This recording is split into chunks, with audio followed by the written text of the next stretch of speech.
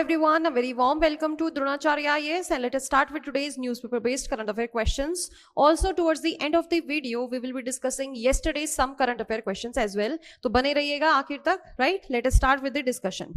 सबसे पहला question relate करता है सेंसस के साथ. तो ओपिनियन वाले पार्ट में एक आर्टिकल आया है सेंसस के बेस पे. इसमें ये अंदाजा लगाया जा रहा है, अनुमान लगाया जा रहा है दैट प्रेजेंट सरकार, जो प्रेजेंट गवर्निंग सरकार है, it is deliberately delaying the process of census, जो कि होना था 2021 में, लेकिन ड्यू टू कोविड, कोरोना की वजह से उसको डिले कर दिया गया था. लेकिन अब ये डिले और ज्यादा बढ़ता हुआ ही दिख रहा है. इसके बारे में ये आर्टिकल डिस्कस करता है. लेकिन हम इससे क्वेश्चन कैसे सॉल्व करेंगे, कैसा क्वेश्चन हम इसमें से एक्सपेक्ट कर सकते हैं, लेट अस सी. सबसे पहले स्टेटमेंट क्या बोलती है, the census of 1881 was the first census. तो सबसे पहले हमने जो सीखा है अभी तक कि हमने टुकड़ों में बांट लेना है अपने क्वेश्चन को, अपनी स्टेटमेंट को. तो सेंसस ऑफ 1881, ये 1881 की बात कर रहा है और ये फर्स्ट सेंसस भी बोल रहा है, राइट? कि यहाँ पे जो 1881 का सेंसस हुआ था वो फर्स्ट सेंसस एक्सरसाइज थी इन the entire Indian subcontinent. क्या ये एंटायर इंडियन सब कॉन्टिनेंट की बात कर रहे हैं? उस टाइम पे पाकिस्तान, बांग्लादेश, ये सभी इंडिया के ही पार्ट्स होते थे, right, etcetera. Now the census of 1881 was the first census exercise conducted in the entire Indian subcontinent. क्या ये स्टेटमेंट सही है? Yes, this statement is correct. इसके बाद हम देखते हैं the census of 1881 was undertaken by W.C. Plowden, the then census commissioner of India, right? तो इस तरीके के क्वेश्चंस आ सकते हैं. अभी सेंसस 2-3 साल तक लगातार न्यूज में रहेगा, तो उसके रिगार्डिंग हमने हिस्ट्री भी कवर करनी है, अपना प्रेजेंट सिनारियो भी डिस्कस करना है. जैसे ही सेंसस रिलीज होगा, you have to update your data as well, right? तो इससे उससे पहले हम क्या प्रिपेयर कर सकते हैं, हिस्ट्री ऑफ सेंसस प्रिपेयर कर सकते हैं, राइट? तो यहाँ पे सेंसस ऑफ 1881 की बात कर रहे हैं. तो ये कौन से कमिश्नर थे, कमिश्नर का नाम क्या था? कई बार ऐसे क्वेश्चन यूपीएससी पूछ चुकी है आपसे. So that is why we should know that W.C. Plowden ने आपका सेंसस करवाया था and he was the census commissioner of India in 1881. अब यहां पे एक और क्वेश्चन निकल के आता है कि 1881 के टाइम पे जब सेंसस हो रहा था, उस टाइम पर वॉइसरॉय ऑफ इंडिया कौन थे? You have to comment down. आपने बताना है कि वॉइसरॉय ऑफ इंडिया कौन होंगे इस समय पे, right? It is very easy and very important. That viceroy is also very important for your history, but you have to answer here, right? Comment section में बताइएगा please. Next is the responsibility of conducting the decadal census. अब यहाँ पे क्या बोल रही है statement कि जो हर 10 साल में सेंसस, डेकेडल मतलब हर 10 साल में जो सेंसस होने की प्रैक्टिस है, rest with the office of registrar general and census commissioner. तो यहां इस स्टेटमेंट से हम अंदाजा लगा सकते हैं कि चलो ये पार्ट तो इसका सही होगा. यहां पे 2 ऑफिसेस के नाम दिए गए हैं, office of registrar general and census commissioner, की जो भी ये जिम्मेदारी है ये इनके कंधों पर है, रजिस्ट्रार जनरल के ऊपर एंड सेंसस कमिश्नर के ऊपर, under the ministry of statistics and programme implementation. क्या ये मिनिस्ट्री सही बताई गई है? नहीं, ये मिनिस्ट्री सही नहीं बताई गई है. मिनिस्ट्री कौन सी होगी यहाँ पे? Ministry of home affairs, right? यहां पे आ जाएगी आपकी मिनिस्ट्री ऑफ होम अफेयर्स. उसके अंडर सेंसस कंडक्ट कराया जाता है, right? So this statement is wrong. पूछा क्या गया है, which of the given statements are correct? जो ऊपर दी हुई स्टेटमेंट्स है, कौन कौन सी करेक्ट है? तो statement 1 and statement 2 are correct. तो answer will be 1 and 2 only, right? Moving on to the next question. जी, अगला आपका क्वेश्चन डील करता है नालंदा यूनिवर्सिटी के साथ. तो प्राइम मिनिस्टर मोदी ने इनॉग्रेट किया है नया कैंपस नालंदा यूनिवर्सिटी का. You all know that Nalanda university is an ancient Indian university. तो इसकी एंशिएंट हिस्ट्री हम आज जान लेते हैं वाया क्वेश्चंस. सबसे पहली स्टेटमेंट क्या बोल रही है नालंदा यूनिवर्सिटी के बारे में, that Nalanda university was established during the rain of Chandragupta Maurya. तो किसने बनवाई थी, कब बनवाई थी, ये हमारे लिए इंपॉर्टेंट हो जाता है नालंदा यूनिवर्सिटी के बारे में. तो यहां पे नालंदा यूनिवर्सिटी का बोल रहे हैं कि चंद्रगुप्त मौर्य के टाइम पे उन्होंने ये बनवाई थी. तो क्या ये स्टेटमेंट सही है? नहीं. यहां पे आ जाएंगे कुमारगुप्त. आपको कंफ्यूज किससे किया है? गुप्ता से. लेकिन ये गुप्ता नहीं थे, ये मौर्य थे. बस इनके नाम में चंद्रगुप्त है, otherwise he was a Maurya. लेकिन बनाई किस ड्यूरिंग थी? ये गुप्ता डायनेस्टी के टाइम पे बनी थी, इन दी 5th century common era, 5th common era, 5th century CE, right? तो यहां पे कुमार गुप्ता ने ये बनवाई थी आपकी नालंदा यूनिवर्सिटी। तो ये स्टेटमेंट हो जाएगी आपकी गलत। Next is it was primarily a Jain monastic university. क्या ये जैनिज्म के लिए यूनिवर्सिटी, जैनिज्म जो आपका धर्म है उसके प्रचलन के लिए यूनिवर्सिटी बनाई गई थी? मेनली ये प्राइमरीली बोला गया है जैन मोनेस्टिक यूनिवर्सिटी थी। तो यहाँ पे आपसे एक ही स्टेटमेंट में दो क्वेश्चन की बात कर रहे हैं, तो अभी हमने एक पार्ट देख लिया, हमने टुकड़ों में बांटनी होती है स्टेटमेंट हमेशा। तो ये हमारा पार्ट क्या है? गलत। यहाँ पे क्या आ जाएगा? बुद्धिस्ट मोनेस्टिक यूनिवर्सिटी की बात करी जा रही है। बुद्धिस्ट मोनेस्टिक यूनिवर्सिटी थी ये, जैन मोनेस्टिक यूनिवर्सिटी नहीं थी, ये ध्यान रखना है। दूसरा क्या बोल रहे हैं? And was fully residential university. तो यहां पर भी एक एक्सट्रीम वर्ड देखने को मिल रहा है, फुल्ली आपकी रेजिडेंशियल यूनिवर्सिटी थी। तो क्या ये फुल्ली रेजिडेंशियल थी? मतलब क्या है, जो आज प्रेजेंट टाइम्स में हॉस्टल्स होते हैं तो यहाँ पर भी क्या फुल्ली रेजिडेंशियल, मतलब सभी जो बच्चे वहां पे पढ़ेंगे वो सभी हॉस्टल्स में रहेंगे। तो yes, it was a fully residential university. तो इस स्टेटमेंट का दूसरा पार्ट तो सही है, लेकिन फर्स्ट पार्ट इसका क्या है? गलत है। सो दैट इज व्हाई ये स्टेटमेंट अपने आप में गलत हो जाएगी। लेकिन फुल्ली रेजिडेंशियल यूनिवर्सिटी थी, yes it was fully residential university and but it was Buddhist monastic university. Next statement is the original Nalanda university was destroyed by an invasion led by Bakhtiyar Khilji. बिल्कुल सही बात है। बख्तियार खिलजी ने अराउंड 1193 CE के during इसको destroy किया था, राइट? तो that is why how many statements are correct? Only one statement is correct, right? Okay, so the options given are incorrect हम पूछ रहे हैं इसमें, राइट? तो यहां पे आप करेक्ट की जगह क्या पूछ लीजिए प्लीज? इनकरेक्ट पूछ लीजिए, तब हम अपना आंसर दे सकते हैं, because options are according to the incorrect. So statement 1 and statement 2 are incorrect, only 1 and 2 are incorrect. अगर यहां पे करेक्ट पूछा जाता तो this statement would be correct. ठीक है जी, चलते हैं नेक्स्ट स्टेटमेंट की तरफ। अब यहां पे आया है एक आर्टिकल बायोडीजल के रिगार्डिंग। बायोडीजल क्या है? बायोफ्यूल हम बात कर रहे हैं, जो बायोमास से बनाए जाते हैं, राइट? वेस्ट प्रोडक्ट से बनाए जाते हैं, बायोमास से बनाए जाते हैं, राइट? तो यहाँ पे आर्टिकल आपको क्या बताना चाह रहा है? आर्टिकल कहता है कि यहाँ पे साइंटिस्ट के एक ग्रुप ने एक नए तरीके का कैटलिस्ट बनाया है जो कि है हाइड्रोफोबिक। मतलब क्या है कि वो वाटर रेपेलेंट होगा। कैटलिस्ट क्या होता है? कैटलिस्ट एक ऐसा प्रोडक्ट होता है, ऐसा एलिमेंट, ऐसा कंपाउंड होता है जो किसी भी रिएक्शन में अगर हम डालें, किसी भी प्रोडक्ट्स की रिएक्शन में हम डालें, तो वो खुद पार्टिसिपेट किए बिना उसकी स्पीड को इंक्रीज कर देता है, उसको इनहैंस कर देता है, राइट? इस तरीके से हम केमिस्ट्री में कैटलिस्ट पढ़ते हैं। कैटलिस्ट क्या होता है? केमिस्ट्री में केमिकल जब भी रिएक्शंस होती हैं उसमें किसी कैटलिस्ट को अगर हमने डाल दिया तो वो खुद के ऊपर कोई इफेक्ट नहीं डालेगा, खुद की कोई प्रॉपर्टीज उस रिएक्शन में नहीं जाने देगा, लेकिन उसकी स्पीड जरूर बढ़ा देगा, राइट? प्लैटिनम एक बहुत अच्छा कैटलिस्ट माना जाता है। Gold is also somewhere used as catalyst. PTCl3 platinum chloride also is known as good catalyst, right? तो यहां पे अब आपको बात करनी है दैट कंसीडर द फॉलोइंग। यहां पे बायोफ्यूल के बारे में बात करी गई है, राइट? तो यहां पे एक नया कैटलिस्ट बनाया गया है जो कि सुपर हाइड्रोफोबिक आपका कैटलिस्ट है, राइट? तो यहां पे हम बायोडीजल के बारे में और बायोफ्यूल के बारे में बात कर रहे हैं। तो वो बनता किस किस से है? Consider the following: jatropha, algae, animal fat, yellow grease. तो ये आपको 4 ऑप्शंस दिए गए हैं। पूछा क्या गया है? How many of the above given sources are used to produce biofuel. Biofuel बनाने के लिए इनमें से क्या क्या चीज हम यूज कर सकते हैं? तो यहां पे आंसर क्या हो जाएगा? All of the above, right? Jatropha एक प्लांट है, ये भी यूज होता है। Algae is also used, animal fats use होते हैं। येलो ग्रीस हम यहां पे क्यों यूज कर रहे हैं? ये क्या नाम है? Yellow grease. आपने ब्लैक ग्रीस तो देखा है, what is yellow grease? Yellow grease और कुछ नहीं, ये आपका क्या है? Used cooking oil. अगर आपको ऑप्शन में यूज्ड कुकिंग ऑयल दिखे और येलो ग्रीस ना दिखे तो भी आंसर सही है, और अगर आपको यूज्ड कुकिंग ऑयल ना दिखे, येलो ग्रीस दिखे तो भी ये सही है, right? Now moving on to the next question.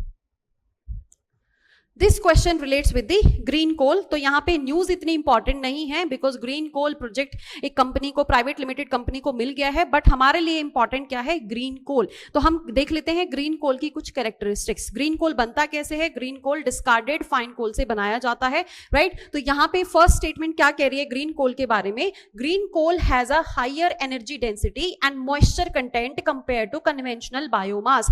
अब यहाँ पे 2 चीजें ही पूछी गई हैं एक स्टेटमेंट में। पहली बार क्या पूछ रहा है, एनर्जी डेंसिटी ज्यादा है, दूसरा क्या पूछ रहा है, मॉइस्चर कंटेंट भी ज्यादा है। तो क्या ये दोनों बातें ही सही हैं? नहीं, यहां पे ये चीज तो सही दी गई है, higher energy density. Higher energy density present होती है बिकॉज जब पायरोलिसिस कराया जाता है, एब्सेंस ऑफ ऑक्सीजन में जनरली ग्रीन कोल को बनाया जाता है, प्रेजेंस ऑफ ऑक्सीजन में नहीं बनाया जाता।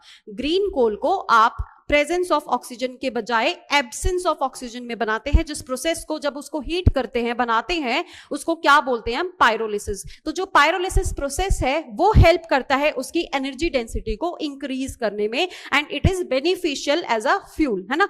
फ्यूल में जब एनर्जी डेंसिटी ज्यादा होगी तो वो एक अच्छा फ्यूल माना गया है। तो उसकी एनर्जी डेंसिटी तो हाई है, लेकिन अगर हम मॉइस्चर कंटेंट की बात करें तो ये कन्वेंशनल बायोमास से कम होता है। कन्वेंशनल बायोमास की बजाय हम यहां पे कोल भी लिख सकते हैं, राइट। बायोमास से भी ज्यादा है, लेकिन अगर हम कन्वेंशनल कोल जो यूज कर रहे हैं उससे इसका मॉइस्चर कंटेंट क्या होता है, हायर होता है, ऑन दी हायर साइड। अब जब यहां पे ग्रीन कोल को हम बायोमास से बनाएंगे, ग्रीन कोल को बायोमास से बनाएंगे तो बायोमास में जितना मॉइस्चर कंटेंट है उससे क्या होगा, इसमें मॉइस्चर कंटेंट कम होगा। यहां पे बोल रहे हैं हायर, लेकिन यहां पे अब क्या होगा, अगर हम बायोमास से जो सोर्स है उससे हमने कंपेयर किया है तो इसका मॉइस्चर कंटेंट क्या होगा, लोअर होगा, राइट, हायर नहीं होगा। तो मॉइस्चर कंटेंट हायर नहीं, लोअर होगा। और अगर हम हायर एनर्जी डेंसिटी की बात करें तो कन्वेंशनल बायोमास या कन्वेंशनल कोल, दोनों से ही इसका एनर्जी डेंसिटी क्या होगा, हायर। तो ये पार्शियल स्टेटमेंट सही है, पार्शियल स्टेटमेंट गलत है।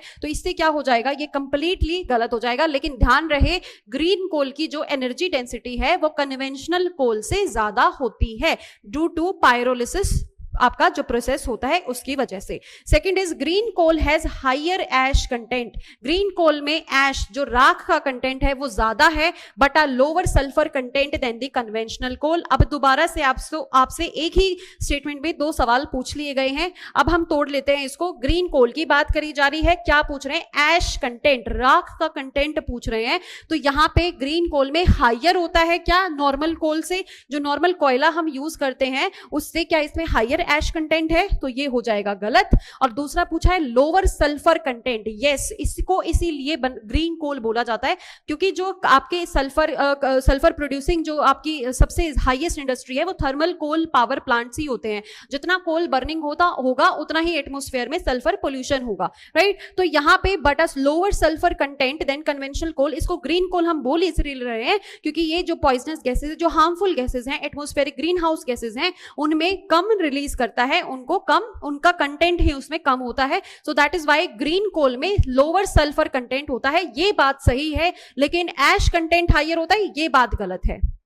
ऐश कंटेंट लोअर होता है एंड आपका सल्फर कंटेंट भी लोअर होता है, ये आपको ध्यान रखना है। इसके बाद देखते हैं, the combustion of green coal releases more sulphur dioxide and nitrogen oxides compare to conventional coal. तो क्या ये आपकी स्टेटमेंट सही है? यहाँ पे स्टेटमेंट ये सही नहीं है क्योंकि यहां पर ही हमने देख लिया कि सल्फर कंटेंट उसमें कम होता है। ये एक ग्रीन कोल है, ये एक आपका इंपॉर्टेंट ग्रीन कोल है, राइट। तो यहाँ पे combustion of green coal releases more sulphur dioxide, तो ये तो हो ही नहीं सकता। आपके कन्वेंशनल कोल से ज्यादा कैसे, इसमें कंटेंट ही कम है, तो ये भी आपका क्या हो जाएगा, गलत हो जाएगा। एंड नाइट्रोजन ऑक्साइड भी ये ज्यादा रिलीज नहीं करता है बल्कि कम करता है। तो यहां पे तीनों ही आपकी स्टेटमेंट्स क्या हो गई हैं, गलत हो गई हैं। तो हाउ मेनी आर करेक्ट पूछा गया है, none is correct, right. Moving on to the next question. Okay जी, नाउ कल एक आर्टिकल आपसे डिस्कस किया गया था, राइट। यहाँ पे एडिटोरियल पार्ट में इसमें कंपेयर किया गया है parliamentary system and presidential system, right. तो ये आप पढ़ते हैं पॉलिटी में and it is a very important topic. UPSC इस पे कई बार सब्जेक्टिव क्वेश्चन पूछ चुका है, तो हम एक बार देख लेते हैं क्वेश्चन को। यहाँ पे बोला गया है, consider the following statements regarding the parliamentary and presidential system of the government. Presidential और पार्लियामेंट्री को कंपेयर किया गया है। अगर आपको इन जनरल कंपेयर करना होता है तो आप करते हैं यूएसए को और इंडिया को कंपेयर, क्योंकि इंडिया में क्या है, पार्लियामेंट्री सिस्टम है और यूएसए में क्या है, प्रेसिडेंशियल सिस्टम है, राइट। इस तरीके से हम ध्यान में रख के समझ सकते हैं क्वेश्चन को आसानी से। In a presidential system the executive is responsible to the legislature for its policies and acts. यहां पे बोला जा रहा है कि जो एग्जीक्यूटिव्स हैं, जो मिनिस्टर्स होंगे, वो रिस्पॉन्सिबल रहेंगे लेजिस्लेचर के लिए, किसमें, प्रेसिडेंशियल सिस्टम में। तो क्या ये बात सही है? ये बात गलत है, क्योंकि यहां पे क्या आ जाएगा, पार्लियामेंट्री। सिर्फ पार्लियामेंट्री सिस्टम में एग्जीक्यूटिव्स रिस्पॉन्सिबल होते हैं लेजिस्लेचर के प्रति देयर पॉलिसीज एंड एक्ट्स के लिए, right. Next is presidential system, the president is only the head of state and not the head of the government. यहाँ पे प्रेसिडेंशियल सिस्टम में बोला गया है कि जो प्रेसिडेंट होता है वो सिर्फ हेड ऑफ स्टेट होता है, ना कि हेड ऑफ गवर्नमेंट। तो ये स्टेटमेंट भी आपकी क्या हो जाएगी, गलत हो जाएगी। क्यों? क्योंकि यहाँ पे फिर से क्या आ जाएगा, पार्लियामेंट्री की बात कर रहे हैं ये, क्योंकि पार्लियामेंट्री में प्रेसिडेंट तो हेड ऑफ द स्टेट होता है लेकिन गवर्नमेंट का हेड नहीं होता है। यहाँ पे हेड कौन हो जाता है, प्राइम मिनिस्टर ऑफ इंडिया को माना जाता है generally head of government, right. तो यहाँ पे लेकिन प्रेसिडेंशियल सिस्टम में president he head of state होता है और हेड ऑफ गवर्नमेंट भी होता है। दैट इज वाई ये स्टेटमेंट आपकी गलत है। नेक्स्ट अगर हम देखें, countries like Germany, Italy and Japan follow a presidential system of government. क्या ये बात सही है? नहीं, क्योंकि अभी रिसेंट एग्जाम्पल से हम इसको क्वेश्चन को सॉल्व कर सकते हैं, क्योंकि G7 समिट में इटालियन प्राइम मिनिस्टर ने इंडियन प्राइम मिनिस्टर को इनवाइट किया है। यहां पे छोटी छोटी जो आपकी न्यूज छुपी होती है ना, आपके ऑप्शंस इसमें एलिमिनेट करने में हेल्प करती है। चलो मान लीजिए आपको जर्मनी का नहीं पता था, जापान का नहीं पता था, लेकिन आपको इटली का तो पता होना चाहिए, राइट। न्यूज में भी बहुत ज्यादा है, बहुत सारी मीम्स भी बन रही है कि Italian prime minister has invited prime minister Modi, right. तो प्राइम मिनिस्टर अगर है तो हम प्रेसिडेंशियल सिस्टम कैसे कह सकते हैं? सो this statement is also incorrect. यहां पे जर्मनी, इटली एंड जापान तीनों जगह क्या है, आपका पार्लियामेंट्री सिस्टम है, right. Then how many of are incorrect? तो तीनों ही आपकी क्या हो गई है, इनकरेक्ट। पूछा क्या गया है, इनकरेक्ट। तो how many of the statements are incorrect? 1, 2 and 3 तीनों ही आपकी क्या है यहाँ पे, incorrect statement. Moving on to the next question, ठीक है जी। यहां पे बात की जा रही है अंटार्कटिका से रिलेटेड, या आपका आर्टिकल आया था अंटार्कटिका में, ये बात करी जा रही है that a treaty has to be sign. जो भी ट्रीटी में यहाँ पे जो इनकी मीटिंग्स हुई हैं उसके लिए एक ट्रीटी को इन्फोर्स करना बहुत ज्यादा जल्दी जरूरी है, क्योंकि यहाँ पे टूरिस्ट जो हैं वो बहुत ज्यादा तादाद में बढ़ रहे हैं। लगभग 1 लाख के करीब टूरिस्ट वहां पे गए हैं अंटार्कटिका में। तो उसकी वजह से क्या है, जो वहां का सिक्लूडेड, वहां का सेपरेट जो एनवायरमेंट है, जो सेफर एनवायरमेंट है, उसको भी पोल्यूशन का खतरा है, उसमें भी ग्लोबल वार्मिंग का खतरा बढ़ रहा है। उसके लिए एक प्रॉपर ट्रीटी बनाई जानी चाहिए। अब यहां पे बात क्या की जा रही है, consider the following Indian research centres. तो इंडियन रिसर्च सेंटर्स के बारे में हम डिस्कस कर रहे हैं, right. First is Maitri, second is Bharati, third is Dakshin Gangotri and next is Himadri and next is Sagar Nidhi. यहाँ पे 5 आपको ऑप्शन दिए गए हैं। ये बोले हैं कि यहाँ के ये डिफरेंट इंडियन रिसर्च सेंटर्स हैं, राइट। तो यहाँ पे क्वेश्चन क्या है, which of the above are Indian research centres in Antarctica. Antarctica में कौन से आपके इंडियन रिसर्च सेंटर्स हैं? अंटार्कटिका में इंडियन रिसर्च सेंटर्स के क्या क्या नाम हैं? इस तरीके से भी आप इस क्वेश्चन को सॉल्व कर सकते हो। तो यहां पे आपका मैत्री है, यस इट इज। भारती है, यस। दक्षिण गंगोत्री है, यस। क्या हिमाद्री है? नहीं। And Sagar Nidhi, no. हिमाद्री कहां पे है आपका? This is in the Arctic circle. Arctic circle में रिसर्च के लिए इसको एस्टेब्लिश किया गया है, right. And it is located in Norway. Norway में लोकेटेड है हिमाद्री, राइट। अगर हम सागर निधि की बात करें तो सागर निधि क्या है आपका? रिसर्च वेसल है, रिसर्च वेसल है, सी रिसर्च वेसल हम इसको बोल सकते हैं। समुद्र का रिसर्च तो है, रिसर्च सेंटर तो है, लेकिन ये सी रिसर्च वेसल है, एक चलता फिरता आपका रिसर्च सेंटर है, sea research vessel. So this is also wrong and this is also wrong. तो कितने आपके रिसर्च सेंटर्स हैं? मैत्री, भारती एंड दक्षिण गंगोत्री। लेकिन ध्यान देने वाली बात क्या है, दक्षिण गंगोत्री को अब यहाँ पे हम नहीं मानेंगे सेंटर, राइट। लेकिन नाम इंडियन रिसर्च सेंटर्स के कि आप कौन कौन से रिसर्च सेंटर अंटार्कटिका थे, तो इस क्वेश्चन में तो हम इसको मानेंगे। लेकिन अगर बोले कि ऑपरेशनल स्टेज में फिलहाल कौन कौन से हैं, तो सिर्फ ये 2 हो जाते, मैत्री एंड भारती। बिकॉज दक्षिण गंगोत्री जिसको एस्टेब्लिश तो 1983 में किया गया था, 1989 में ही इसका आधा हिस्सा क्या चला गया था, पानी बर्फ के नीचे चला गया था, और अब ये कंप्लीटली कवर्ड हो चुका है बर्फ से। So this can not be considered as operating in the operational stage. Operational stage में नहीं है, ये अब बंद हो चुका है। नाउ ऑपरेशनल स्टेज में आपकी 2 हैं, मैत्री एंड भारती। भारती को 2014 में डिप्लॉय किया गया था एंड मैत्री को 1989 में डिप्लॉय किया गया था। हिमाद्री जो कि आर्कटिक सर्कल में है, इसको 2008 में डिप्लॉय किया गया था and Sagar Nidhi was also started in 2008, right. So that's how many of these above are Indian research centers in Antarctica? तो 1, 2 and 3, 1, 2 and 3 only, राइट। तो इसका आंसर हो जाएगा ए, बिकॉज हिमाद्री आपका आर्कटिक सर्कल के रिसर्च सेंटर में है। आर्कटिक तो है नॉर्थ पोल पे और अंटार्कटिक है आपका साउथ पोल में, राइट। तो इसका आंसर हो जाएगा A. Moving on to the next question.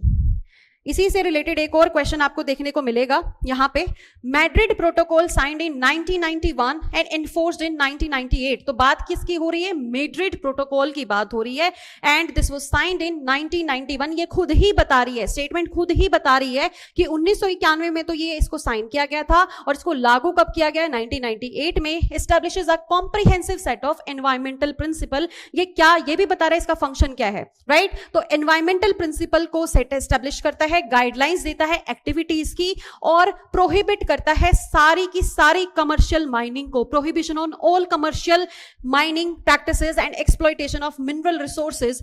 कौन से रीजन में? ये क्वेश्चन पूछ लिया है, डिस्क्रिप्शन सारा दे दिया है। या तो ये पूछ सकते थे कि मैड्रिड प्रोटोकॉल क्या है, यहां पे सिर्फ ये बोल सकते थे, यहां पे ये स्टेटमेंट हटा के कि कौन से प्रोटोकॉल की बात कर रहे हैं, तब भी आपको पता चलता कि ये मैड्रिड प्रोटोकॉल है, तब आपका आंसर मैड्रिड हो जाता। अब यहां पे मैड्रिड प्रोटोकॉल को एक्सप्लेन कर दिया है, लेकिन पूछा क्या गया है कि कौन से रीजन में इसको लागू किया गया है, तो आंसर क्या हो जाएगा आपका? एंटार्क्टिका, क्योंकि हमने इसी का एक फॉलोअप क्वेश्चन लिया जो हमारा लास्ट क्वेश्चन था। ठीक है जी। अब यहां पे मैड्रिड प्रोटोकॉल की बात करें तो स्पेशली ये वहां पे पीस के मेंटेन करने के लिए एंड किसी भी कमर्शियल एक्टिविटी को रोकने के लिए। क्या वहां पे रिसर्च सेंटर्स भी अवेलेबल नहीं हो सकते? क्या वहां पे कंप्लीट बैन है? क्योंकि पजल कैसे किया जाएगा?